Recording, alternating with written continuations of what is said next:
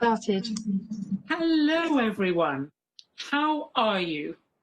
My name is Penny Hunt and I'm here to welcome you to this afternoon session, which is entitled The New Workspace. Now, wherever you are, you may have a laptop balanced on your knee, you may be working from a beautiful home office, you may be in an external office that is COVID friendly. The upheavals will have raised some questions. How are we going to be working? Where are we going to be working as the future hurtles towards us? And this afternoon, we have three splendid speakers to stimulate our thinking and to start a discussion around this. They are Dirk Paelinck, Päivi Tahkokallio, and Ferre Wyckmans. Now, they have come together to give us three different perspectives on the topic. Dirk is chairman of Interoffices and Workero and is daily coping with the changes in the physical office space, be it capacity, value, creative design. Päivi is president of the Bureau of European Design Association and will be encouraging us to think about how design can help our agility and responsiveness to these changes. And Ferre will be speaking to us from his position as a member of the European Economic and Social Committee. Now, no session like this can work without some seamless teamwork. And we have a member of Low Associates who has a superpower of helping any small technical problem feel that it is instantly fixable. We are in safe hands.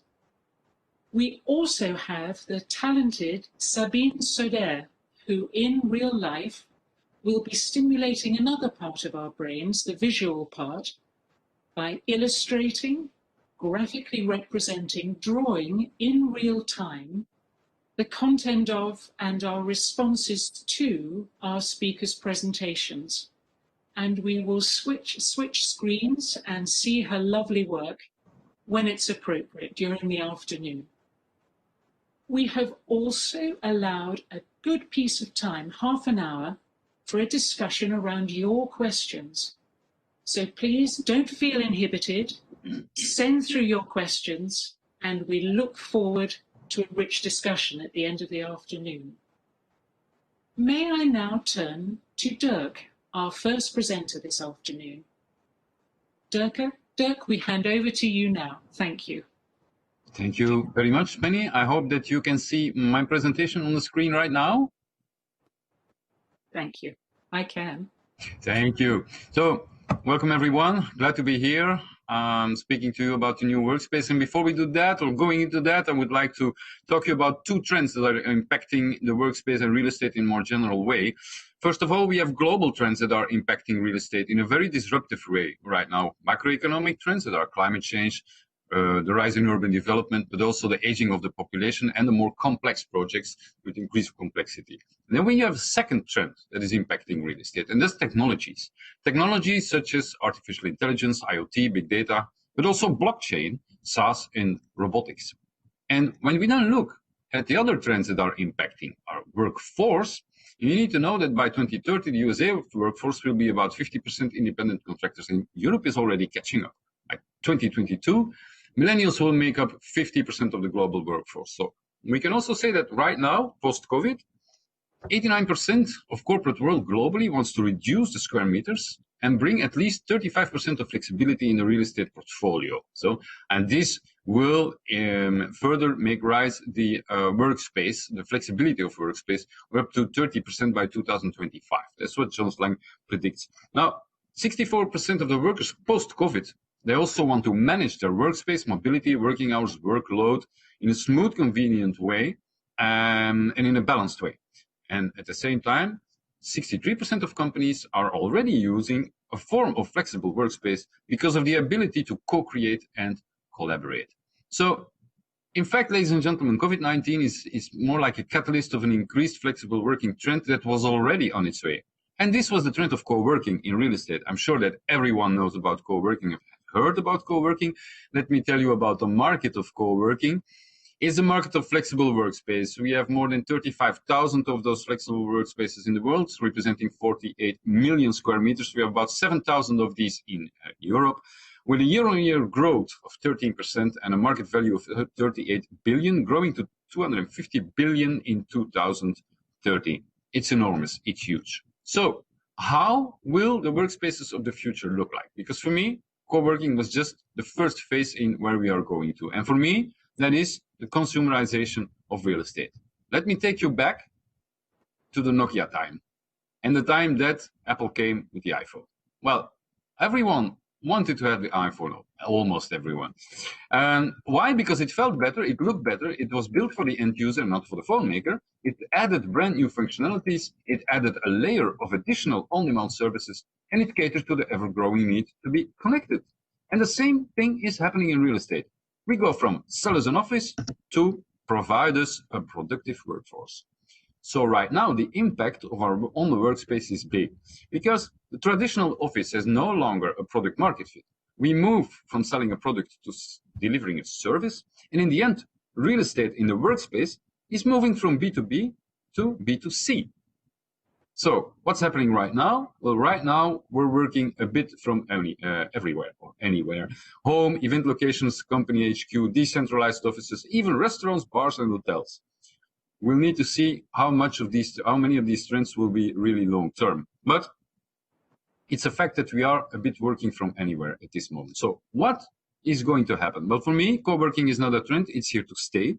And we have, thanks to the proliferation of technology and the changing needs of end users, we will have an increased demand for a flexible workspace of the future. So for me, flexible workspace will become a part of a building's ecosystem.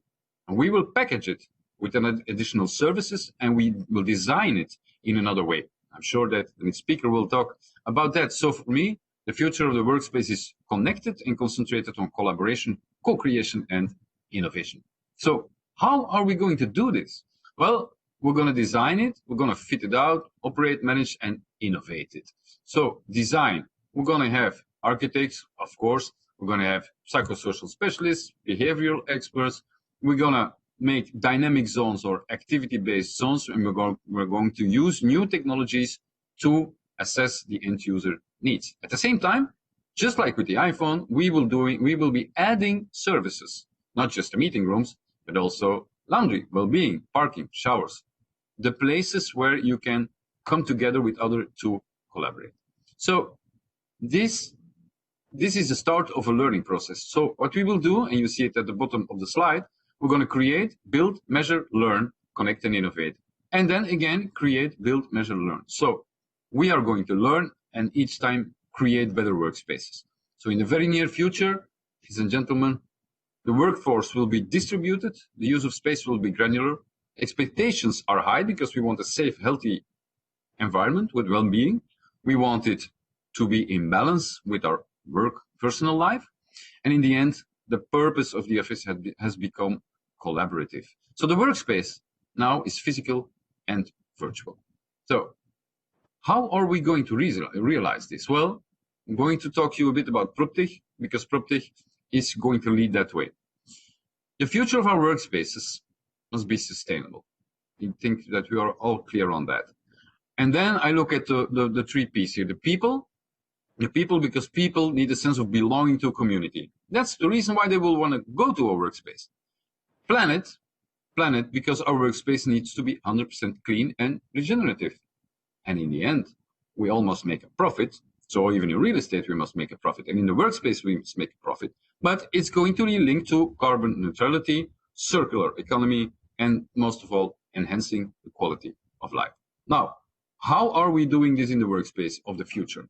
Well, we are going to use technologies that we call PropTech. And PropTech is in fact property technology. It includes all innovations, technologies, and business model in the real estate value chain. So not only offices, but also logistics, hospitality, and healthcare. Technologies can be sensoring, smart building processes, remote accesses, water waste management, but it can also be business models like co-living instead of co-working, or rent-to-buy models. And for us in Europe, PropTech, this technology is really a priority, because real estate is a 217 trillion market, and it's still largely undigitized, right? And for us, specifically in Europe, we have the European Green Deal and we have EU Next Generation. The EU Green Deal and EU Digital right now are the two top priorities for the European Commission and for Europe in general way of speaking. So European PropTech, all these new technologies developed here in Europe for the innovation of real estate, are at the crossroads of both digital and green. So this is the reason why we will be able to transform our workspace based on two major drivers of innovation: user experience and efficiency. Think again about a simple example of the Nokia and the iPhone. It's all about user experience and efficiency. And I'm giving you here the 5 technologies that will make the future of our workspace. It's blockchain, 5G, AI, IoT, VR, and AR. You can look at blockchain like transparency, financial stability. It creates better valuation processes.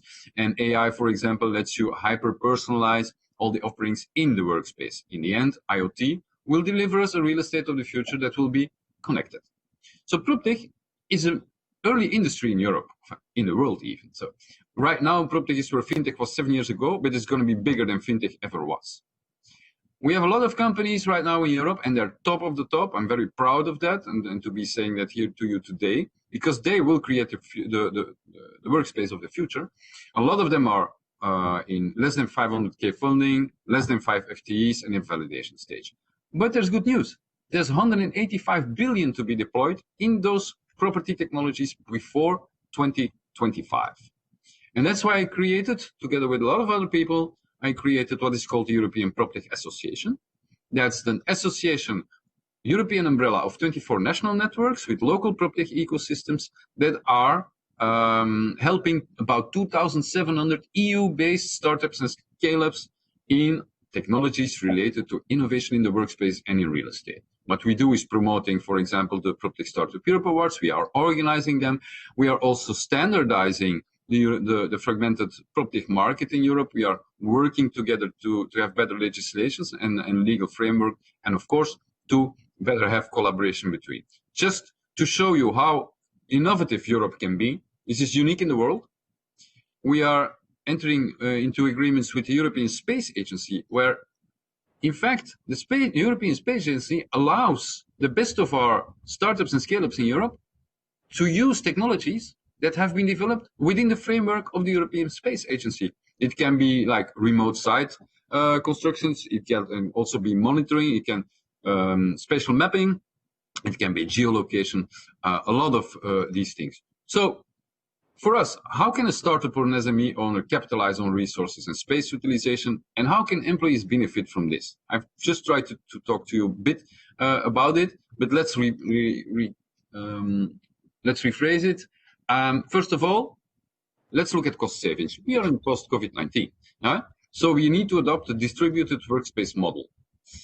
Second, install flexibility, because we need design that's based on activities and collaboration. Third, we need innovation through co-location. So if you are a company, SME or a startup, you need to find workspaces where you can have interaction with employees, introduction to new concepts, cross-fertilization of ideas. So the new workspace will bring innovation not only to the big tier 1 cities, but also to the tier 2 cities. And in the end, talent management is very important in the future, war for talent, improving the employee experience and reducing the travel time by creating at that moment a new workspace that will be more inclusive. Last point, very personal one for me. One of the companies that I founded that I'm managing is a PropTech startup also. We got accepted into the Horizon 2020 program of the European Commission. And with Workero, we design the future of workspace. What we do is creating shared workspaces that enable innovation and co-creation. Here's an example of that. We have developed a technology that allows people to use and to design, to create, to manage, operate all of these shared workspaces, flexible workspaces, where, again, where we have a value proposition that started from, at the left, the basic Nokia idea like let's make money on office space, moving to the iPhone part, which is co-creation, innovation, and the creation of your own ecosystems of the future. This is an example that we created here with Procter & Gamble, but we have a lot of other examples where we create innovative environments for the future, for the future of the workspace, or the workspace of the future. In the end, what we do too, in the same time, is we increase human satisfaction, increase efficiency, and motivate companies to adhere and to help the climate. So I thank you very much, Penny. Dirk, thank you. It's absolutely fascinating to see how far in the future your field is. A theme that seems to appear everywhere about COVID's impact on us is this intensifying and surfacing something that was already happening. And what is so enjoyable to see is how ahead of the curve you have been, what becomes possible, that the idea of single use belongs to yesterday's language, does it not? We're looking at using technology superbly. Dirk, thank you. I think there may be some interesting questions on this at the end of the session. Thank you. Now, as I may have mentioned at the beginning of the session, our speakers are from all across Europe. I would now like to introduce Päivi, and I think you may be surprised by her location. Good afternoon to everyone, all over Europe, perhaps even all over the world. I am joining this masterclass in Rovaniemi, a small town in the Arctic Circle, north of Finland, and the very north of the European Union for that matter as well. The video will show how my workdays, regular workdays at the Arctic Circle kick off.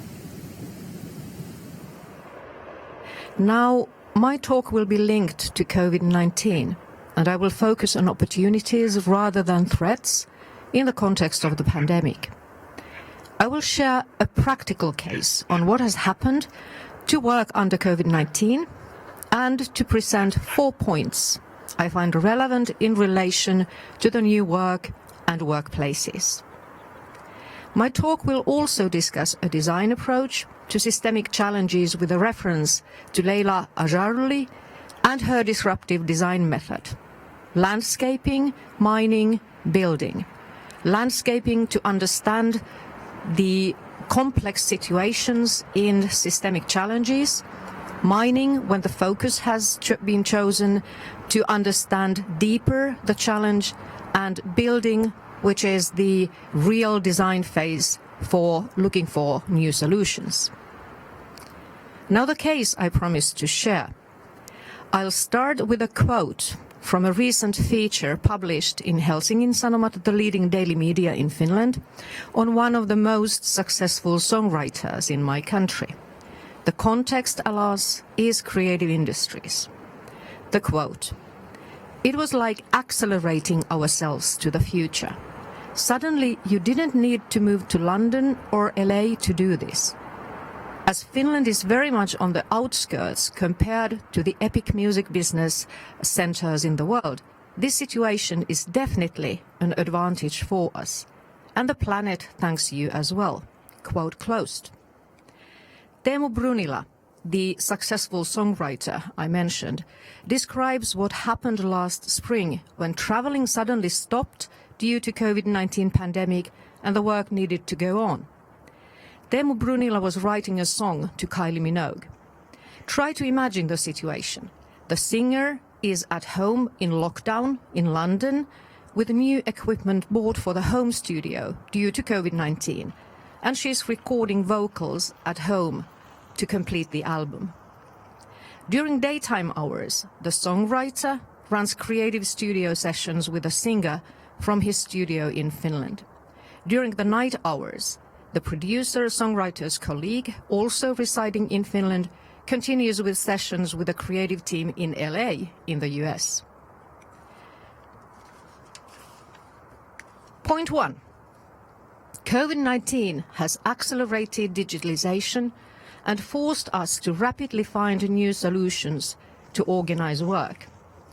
Many of the new solutions are similar to rapid prototyping solutions, familiar from traditional product and service design processes, put to test very fast. We know that rapid testing of design solutions with real users creates a better outcome than sticking with a final design proposal early on and bringing it to the market without a co-design process.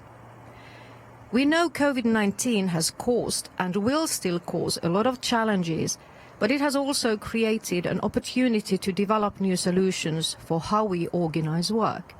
One could say that we now have an everyday life laboratory to create and test new solutions. It has been said that especially creative work needs an on-site, face-to-face contact and communication, but the case described here shows it can also happen online, and even successfully. Kylie Minogue's new album was published a few days ago. In the bigger picture, I'm trusting that we will see totally new, well-developed, well-tested solutions to organize work and solutions that will enrich our work life also when the current pandemic is over. And in the process, workplace will have totally new meanings. Point 2. Digital solutions enabling distance work can provide opportunities and support equality. For individuals, for regions, and for countries even. There's another noteworthy point in the quote from the songwriter above. Quote, "As Finland is very much on the outskirts compared to the epic music business centers like London and LA, this situation is definitely an advantage for Finland." Quote closed. When participation is not depending on your possibility, for example, to travel due to long distances or costs related, digital solutions can enhance equality. This will, however, require that access to digital solutions is easy enough, and here it becomes an issue related not only to European but also to national and regional policies and actions. Point 3. Quality of life and freedom of choice. Distance work, accelerated by COVID-19, can at its best add to quality of life through providing more freedom to us to choose where we prefer to reside and live. There's a discussion going on at the moment on the advantages of a small, equal, safe, technically well-developed country, also in relation to digitalization, that has a well-respected school system and education and where trust in the society among citizens is high. We recognize a weak signal at least. For example, experts who have lived in Silicon Valley have, after the pandemic hit, moved back to Finland because of reasons mentioned above. The question is, will the weak signal become stronger, and will cities and regions start actively creating solutions? Point 4. Quote, "And the planet thanks you as well." Quote closed. This is again a sentence in the quote from the beginning of my talk, a quote that links digital development and climate change mitigation together, and a reminder on first, that these two intertwine, and second, that consciousness of climate change exists. I want to close my talk by taking up the new European Bauhaus initiative, first mentioned by the Commission President Ursula von der Leyen in mid-September in her State of the Union speech. In my mind, it all links to points I have mentioned above. For me, the new European Bauhaus is a mindset reflecting European values in a time when a global pandemic is having an impact on our sense of trust with its unexpected arrival, with all restrictions it has created in our societies, with the uncertainty related to how long it will last. In this respect, it bears a resemblance to the original Bauhaus 100 years ago, emerging in the aftermath of the uncertainties related to the First World War. The world of today is, of course, very different from the world of that time. However, the role of work in creating a sense of safety and trust plays a role now as it did then. Work in all, Future of work deserves a co-design, co-creation process across disciplines. It remains to be seen how and if the theme will be reflected in the new European Bauhaus. Thank you. Kiitos for your attention.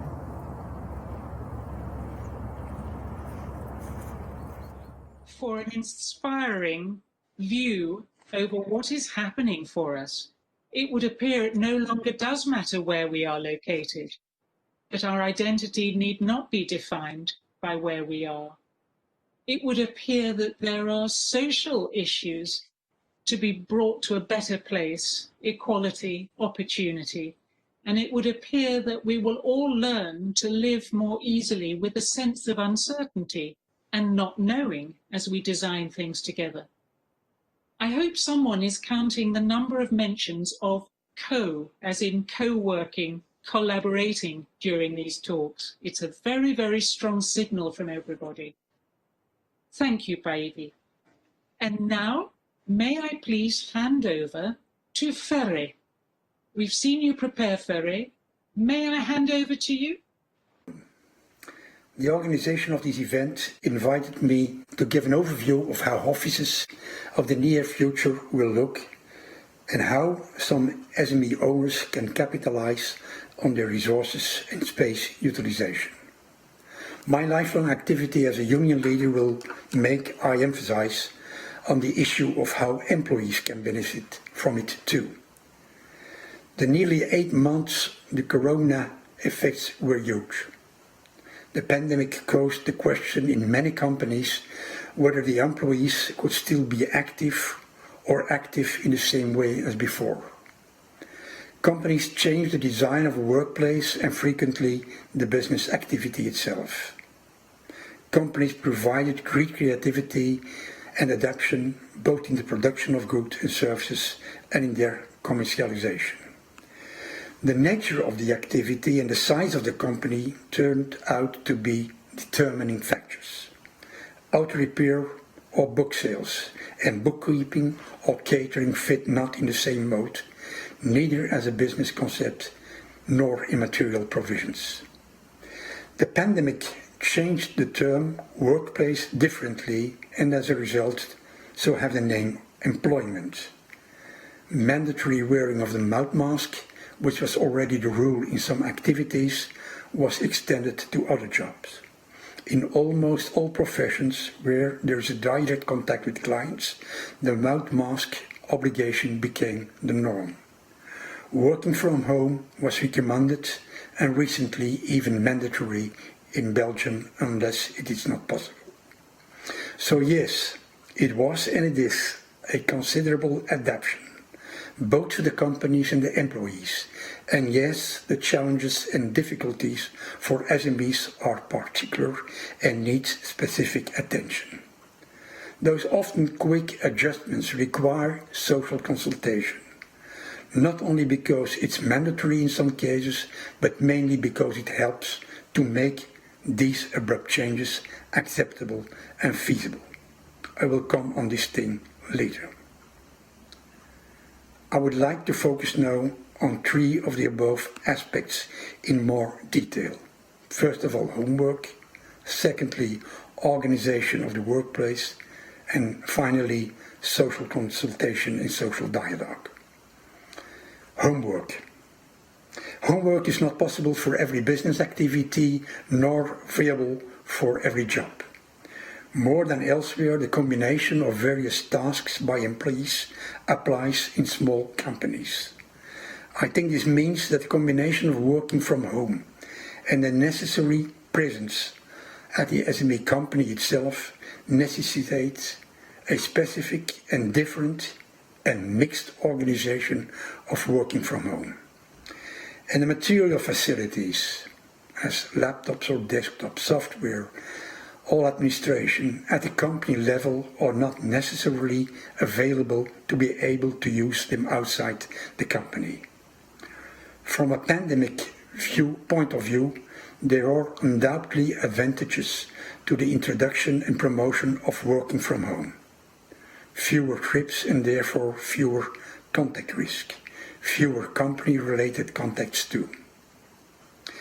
The combination of work from home and family tasks, it has become apparent, requires a particular work discipline and attitude from the employee, certainly when schools are also closed. Not every employee has the accommodation at home to perform the homework in a separated and equipped room with the required resources. Employees' discipline also requires an employer discipline about respecting working time and arrangements and availability. Extra emphasis on the organizational aspects of working from home and additional investment is necessary to exploit the potential economic benefits of working from home. The pandemic can thus become a challenge and an opportunity to develop the homework concept. It needs another survey to clear out if this temporary booming becomes more structural and what exactly it offers to SMEs and their employees. Second point, organization of the workplace. The concept of an open office predates Corona times. The layout of the workplace aimed at the lowest possible level in contamination has now been given an additional safety aspect and a sanitary impact.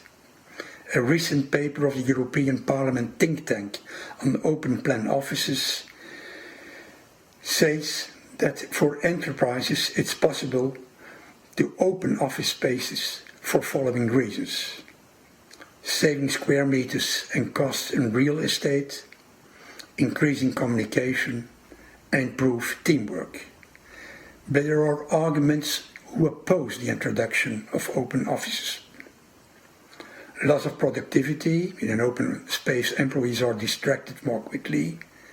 There are certainly problems with noise and temperature, and there is an increase of sickness as employees are closer in proximity of one another.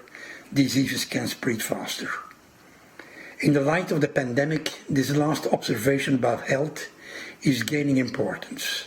Confined spaces reduce direct contact, which is an advantage with virus contamination. It's unclear to me what the situation is with the presence or absence of open facilities in the SMEs. But I do not rule out the possibility that the smaller the company, the more economical it is with work and office space, and therefore the greater the risk of infection. But again, I don't have more concrete data on this. So the question arises whether permanent conclusions can be drawn by SMEs in this area, and in particular, if they can install structural adjustments to make the workplaces virus-proof. It seems to me that a campaign in which best practices and the provision of ergonomic expertise plays a role to appropriate. If led by interest groups of SMEs and trade unions, the involvement will increase, stimulating spin-offs and providing support from the government or additional community investments for the future. A recent opinion of the ESC on a medium enterprise strategy for sustainable and digital Europe specified the attention on a Corona exit strategy. An introduction of COVID risk assessment has to be carried out by national and external occupational safety and health bodies. It is crucial to provide a necessary personal protective equipment to enable employees to go back to work. Sorry. Third and last point, social consultation and social dialogue. The earlier mentioned often quick adjustments require social consultation, not only because it's mandatory in some cases, but mainly because it helps to make these abrupt changes acceptable and feasible. A report of Eurofund, edited by Isabelle Parent, underlines that for decades workers' health and safety have been on the European agenda. The 1989 Directive on Occupational Safety and Health not only envisioned measures to protect the safety and health of workers directly, it also described how employers should ensure information, consultation and balanced participation for the implementation of the principles of workers' protection. Involving employees and their representatives in this process of changing and implementing a new work organization is also a challenge for SMEs. Their proximity to the employees is a fit and an asset. Both have an interest in organizing an appropriate consultation. Employee involvement is a distinguished feature of the organization work. Workplace vary in the extent employees take part of the decision making. Sector and company size makes a difference. Employees in financial and educational sector tend to have a higher level of involvement. Increasing employee involvement is a way to develop the skills and motivation of workers to meet the needs of knowledge-intensive economies. Work engagements capture the high level of employee motivation at work, believed to be associated with the well-being, openness to learning and skill development. I am convinced that working in an organization where workers have more say inherently makes them more engaged and provides for better skill development. So my conclusions are: support of SMEs, as well companies and their employees, in the adaptation of work organization and work areas, is an opportunity for SME organizations and trade unions, and it needs a specific government approach, and it may result in an entire renovation of working in SMEs. Regarding to Johan Cruyff, I dare to say, let's use this disadvantage of Corona as an advantage to change things. Let's work together on it. I think it's possible. Thank you for your attention. Ferre, thank you for a wonderful piece alerting us to these big shifts in our relationships with each other, as if how we arrange our contracts of employer to employee, what we expect of each other and what we mind about feels incredibly important, and as if COVID is a huge opportunity. And I'm sure the audience will be very pleased to hear about the intention of more SME support centrally, an understanding of these shifts of looking after ourselves and looking after each other. Now, I'm wondering, thank you speakers, whether we might take a couple of minutes to look at Sabine's lovely work summarizing the 3 presentations. Would now be a good time? May we see that on the screen? Happy to share. Thank you, Penny. And hello, everyone.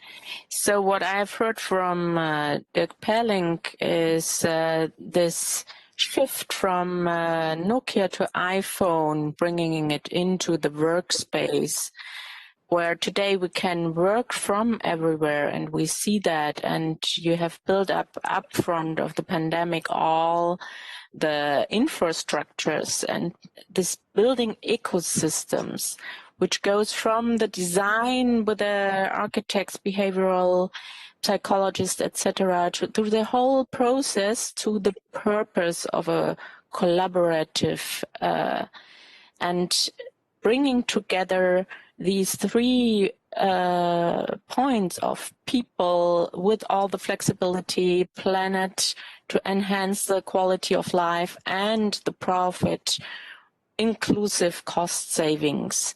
So it's all about co-creation of shared workspaces as value proposition.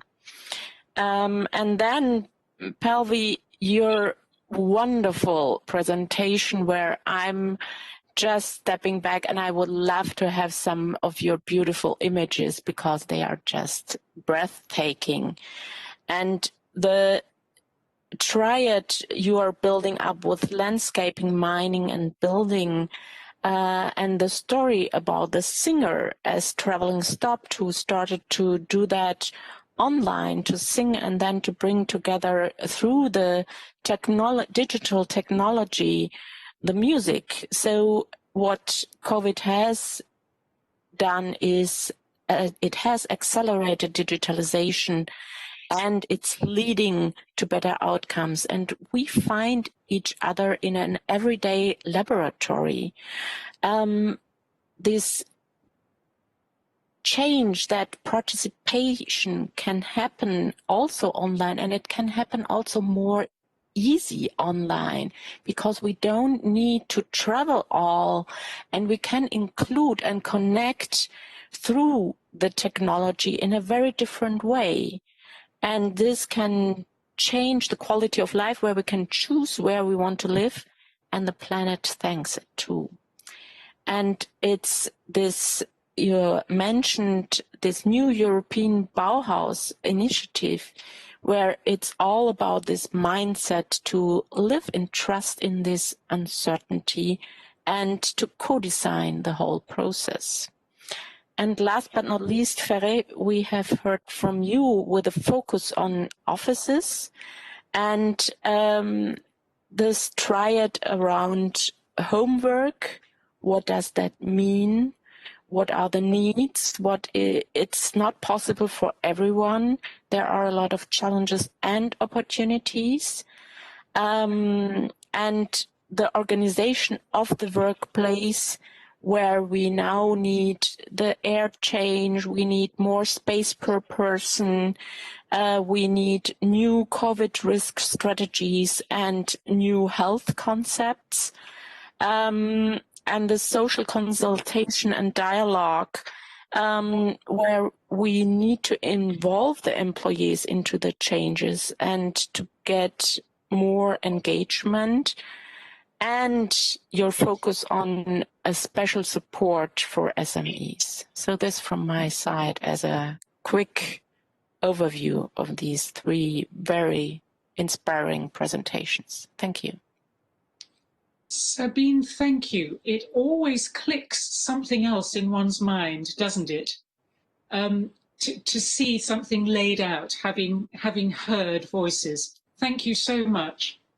Now, while we wait for some questions to come in, may I pose some questions? May I perhaps do that sequentially? Dirk, if I could come to you. I'm going to ask you a tough one.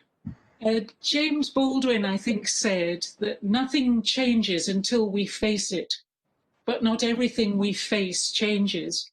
And there is one thing to face, it seems to me, in your description of these radical changes in offices, which is, are you able to speak as freely to those of us who are using the buildings as those who own the buildings?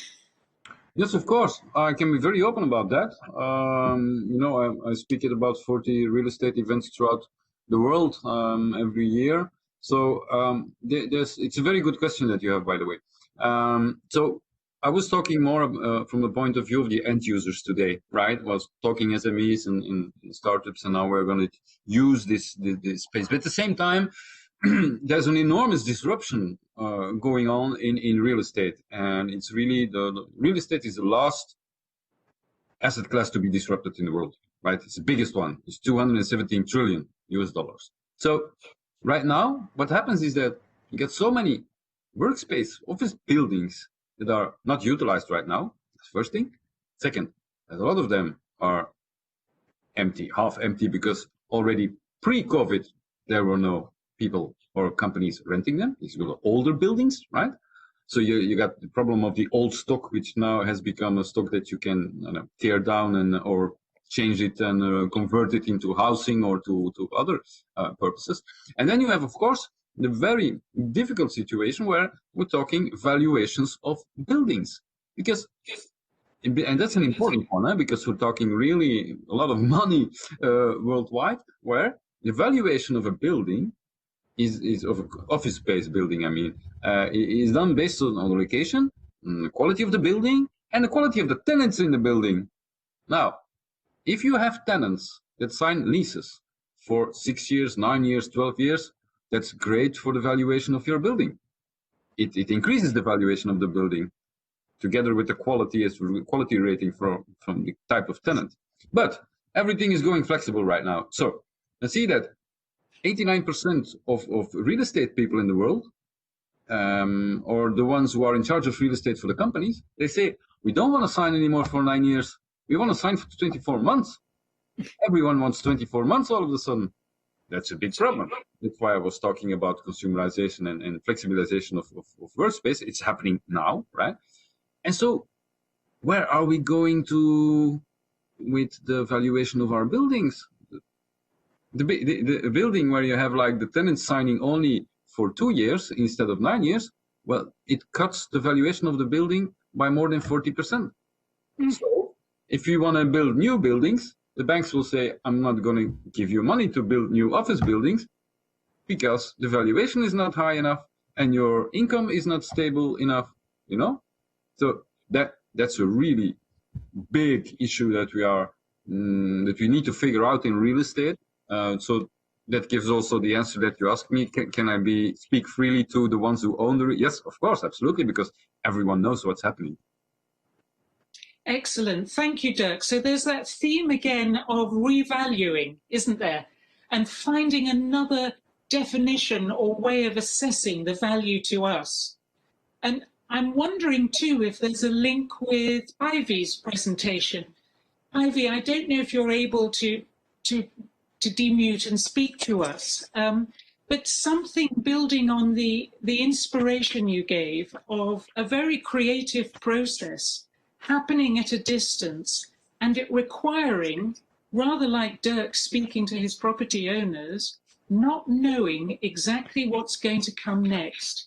How do you, from the design world, suggest we all make ourselves better at working together in that way? Well, thank you, Penny. That was certainly a tough one. I don't even start to think that I could answer the entity of your question. But what I might like to say from the point of view of design and design processes is that I think with the new workspace, and actually, of course, what has already been discussed, the workspace isn't necessarily a physical space at all in the future. But I think the critical question for design is where do we start to think about it? And from design perspective, if you start to think about this question from the point of view of the existing real estate world, or from the point of view of buildings or offices, physical offices, then we might miss the point. Because the typical question designers always ask is, what is the real problem? And the real problem, the real challenge rarely is the one we ask first, or clients of designers ask first. So maybe one of the core questions here actually is, what is work in the future? And then what comes after that? If you are able to answer what is work, then you can start designing or thinking about where does work happen, and do you need spaces for work? And if you do, what kind of spaces you work and where they might be located. So coming back to Leila Ajarlu's disruptive design method, what we do need is the landscaping first. And landscaping, understanding the big picture, also means that you need to understand the values related to it. And the value is not only real estate value, of course we all understand this, but yeah, so you start with the big picture first. Fantastic. And start with a tough question that those of us not in the design world don't always discipline ourselves to ask first. Is it really about what it's about as we engage with something? And I'm wondering if I can build a bridge from that wonderful answer, Päivi, to ask Ferre a question, if I may.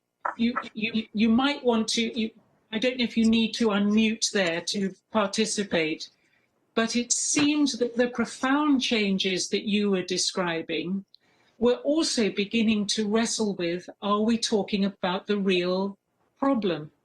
And I wanted to suggest to you 2 examples that I've heard recently about how hard it is for us to change how we work.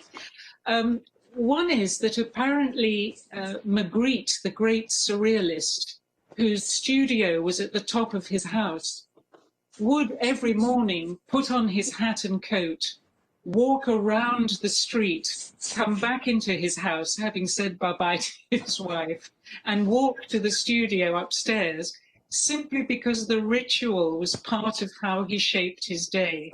And those rituals have been denied all of us. And we will have to rethink them, will we not? There's also the thought that some larger companies are beginning to think of hiring community managers, people who can help us develop that sense of belonging together or working together, even when we can't see each other. How realistic do you think it is, Ferre, that while we're separated, we can really work together? Yeah, I think this meeting proves how possible it is to work together and to speak together and to think together. And that's one of the issues, I think, what we learned in a rather short period of 8-9 months. Quite a lot of things changes, I must say, only since the pandemic, I started with Zoom. Meetings. I know my union because in Belgian government decide everyone has to work from home when it's possible. You have to imagine that in the union office there is no one over there now. Everyone is working from home. That's a huge difference, which was organized in less than 1 year. And it proves that quite a lot of adaptation in companies, even in unions and so on, people are obliged to do it now. And it's rather making reference to Magritte. If you did have mind in 1 year ago, we have to go work from home in a union, it will be rather surrealistic. What companies need to do now is not only changing their buildings and the work and the examples given by Dirk. It's something I discovered, and I knew there are quite a lot of people working on all different issues and teams, but it proves how not only in a pandemic period, but even before already, the thinking about how buildings, how offices must be organized is an item on which people are working. Rest the case, is it possible? And even, do we want to evaluate to an office which is not an office in a physical way? I think that's a balance to find. I think it's for people. Working is not only a question of I have this thing to do in this given time. Working is also having contacts, having a workplace, having conversation, having a coffee break. You can organize your coffee break at home, but it's not the same. And taking the example of Magritte, taking your coffee break out is one of the proposals which were made. So I think, yes, there must be and there will be a rethinking of how working in an office or in an office building will be organized. On the other hand, I think, it's not only I think, I'm sure that for some workplaces, the workplace will be the same workplace as it was before.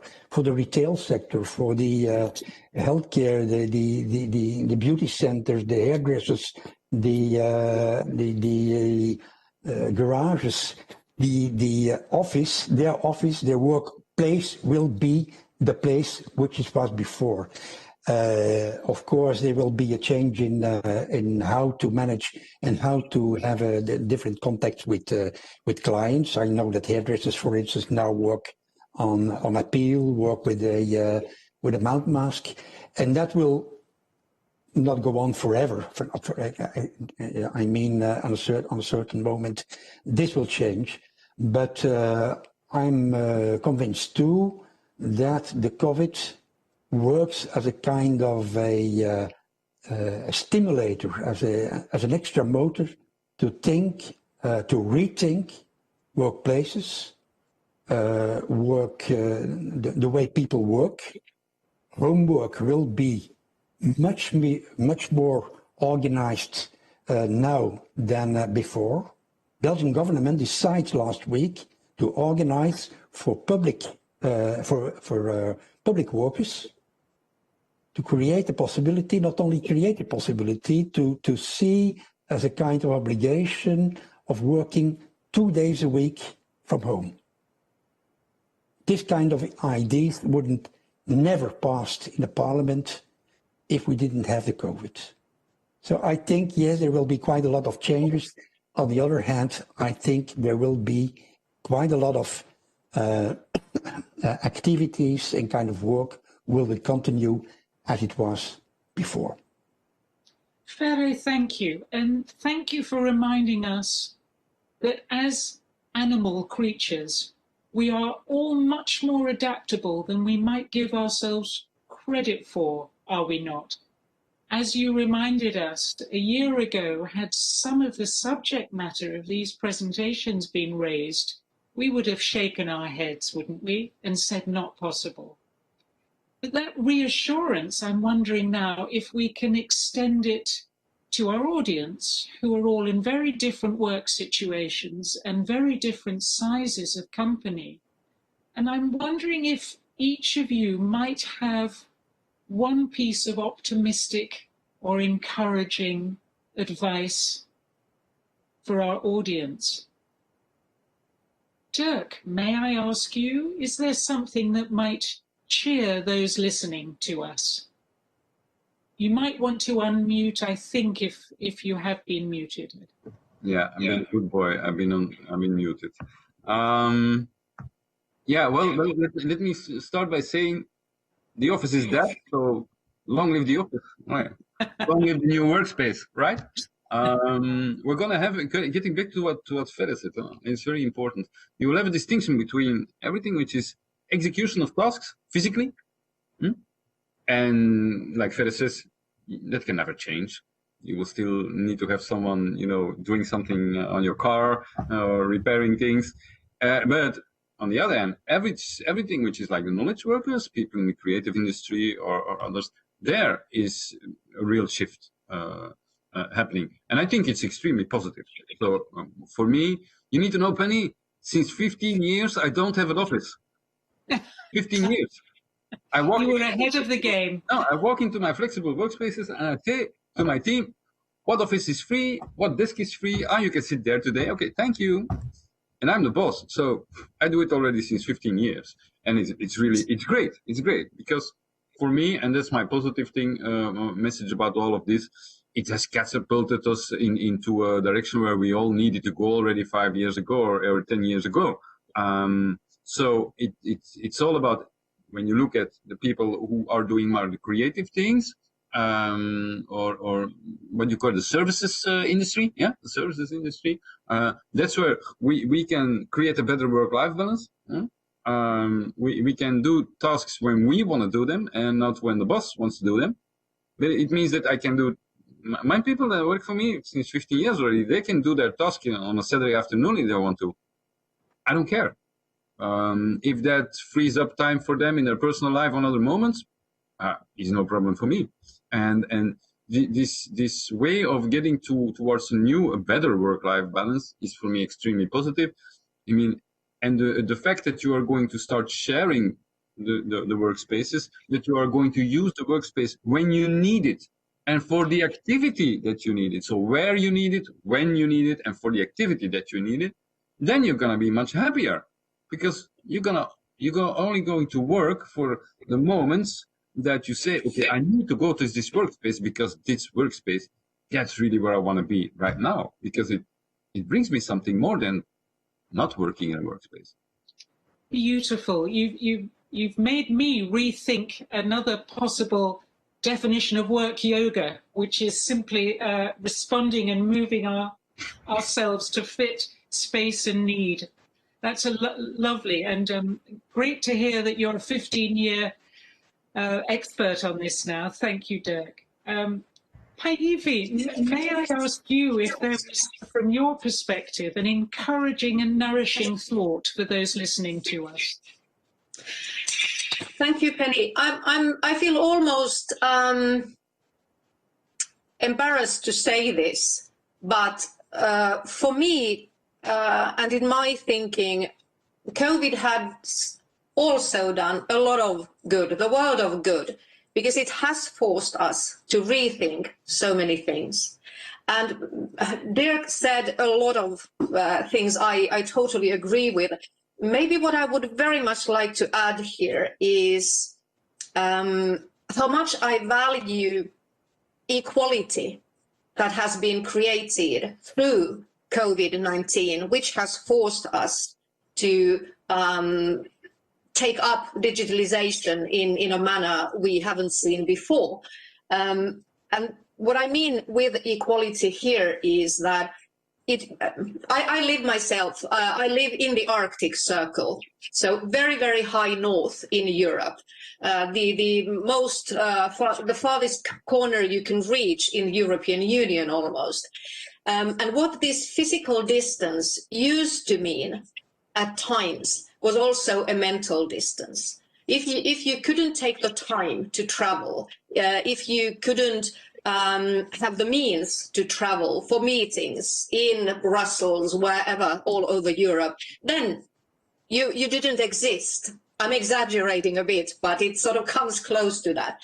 And now, with the digital platforms, we are suddenly more equal, because we have an easier access to digital platforms than what we used to have when we had to travel. So I think this is important, also considering how we develop the digital European Union, digital Europe, and also in relation to climate change. So equality has improved. Super. And you can't get a more powerful thought than that to take us through. So COVID has helped dismantle out-of-date power structures, and some kind of emancipation for all of us is underway that wouldn't have otherwise been underway. And I guess it's a lovely bridge, if I may ask Ferre for his positive and nourishing thought, which is coming from an employee rights and conditions and union perspective. Equality feels like an important part, doesn't it? Ferre, you may be muted, I don't know, but it would be great to hear from you an encouraging thought for our audience. Thank you, Penny. Let me start with some other point. First of all, I think, and I'm aware that the issue of a workplace is very important in relations between employer and employee. But on the other hand, and undoubtedly, I think the most crucial question at this moment for quite a lot of, as well as SME owners, as employees, is, will there be still a job for me after the pandemic? So again, the workplace is as a physical issue important, but still having work after the pandemic is much more important, I think. I like to say before. Secondly, I see two, let's say, optimistic changes. I think the education, developing skills, vocational training is getting a boom, because everyone sees that not only the workplaces change, but the kind of activity and the way to work will change, and that needs adaptation of skills, adaptation not only of workplace, but of skills, method of work, and so on. And in this, on this issue, I can testimony that in Belgium we have a large and a long experience of consultation and social dialogue, and I'm aware that we can find with SME organizations, which are very strong in Belgium, as unions are very strong in Belgium, we can find solutions for different difficulties. And last but not least, I think I underline again, I emphasize again that working together is not only, it's not only a being on the same place, but working together and having work colleagues is very important. And I agree with Päivi that the technology helps us to avoid more inequalities, and it may be a possibility to equalize more the relations. But having colleagues working together is something which we can never forget, and I think that must be one of the points on which every change has to be tested. There has to be a reference to that. Even in small companies, the average of people working in small and medium enterprises in Europe is 4.2 people. 4.2, let's say 4 colleagues people have in companies.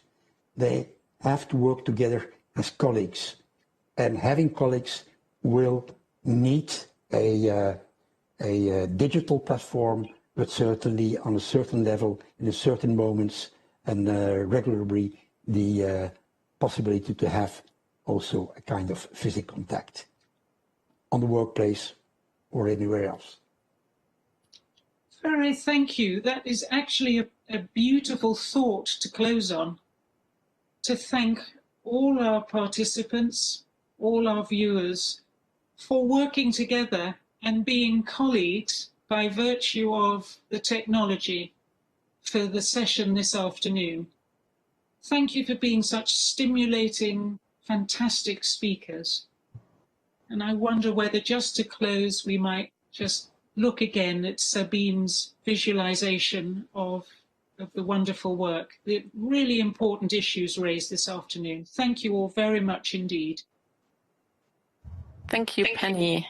And I just have added the inspiring quotes, and you find a color code so that you see who has contributed what. And yeah, like I am an architect in my first life, and I call myself a flow architect right now, and my company is called Co-Creative Flow. I feel very at home here. Thank you all. Thank you, Sabine. Thank you.